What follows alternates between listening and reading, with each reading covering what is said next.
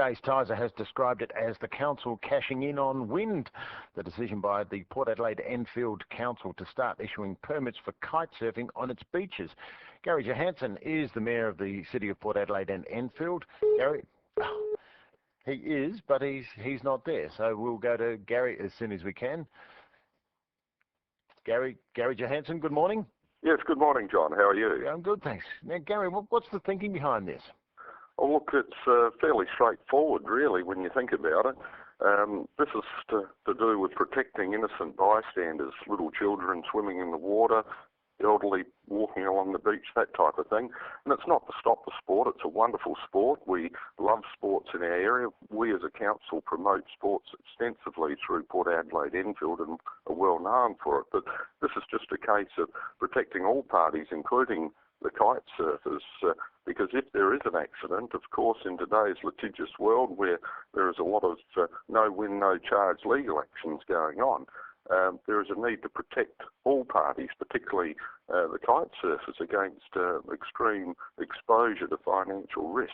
So how would the permit system work, Gary? Would they cost money? Yes, what happens is you must join the Kite Surfing Association because they promote the responsible training in this sport, because it is a very dynamic, high-speed sport with a lot of risks involved. And I believe they charge their members $65 a year to be a member. They have a permit from the Port Adelaide Council, Port Adelaide Enfield Council, to operate kite surfing on our beaches.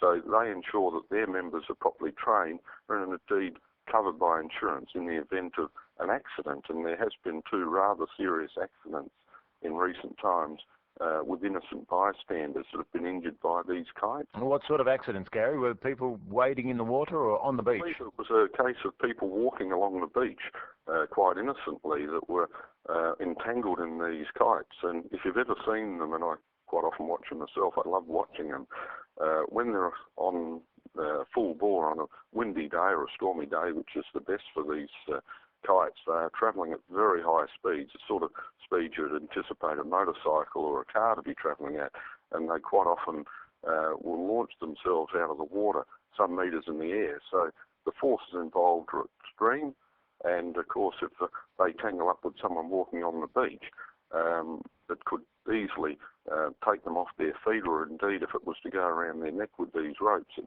could even strangle someone. Gary, does this mean that windsurfing and kite surfing would be restricted to a certain area of the beach? At this stage, no. It's still open along the length of the beach. It's just a matter of people must join the Kite Surfing Association so that they get appropriate training and that they're covered by the appropriate insurance.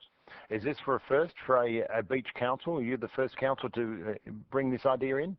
Look, I haven't researched it, to be honest, but I would be amazed if all councils around Australia weren't considering such legislation, because no one is likely to put their hand up and say, we'll cover the innocent bystanders in the event of an accident for insurance purposes. So, councils need to minimise the risk to the innocent parties using the beach, and also to the kite users themselves, because the last thing you would want is someone to lose their house or something like that that's a kite surfer because they have an accident they couldn't prevent with someone who indeed then sues them for injuries.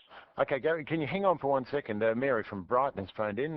Mary, I gather you think this is a good idea? Yes, I do, and I just think that could be extended to all bike riders on the road as well. There's always accidents involving bicycle riders and pedestrians on footpaths when their bicycles come up there, and also damage to the bike rider itself in car accidents. So if they're not going to register bikes, I think permits will be a good idea. What about kite surfing down at Brighton? Is that a problem down there?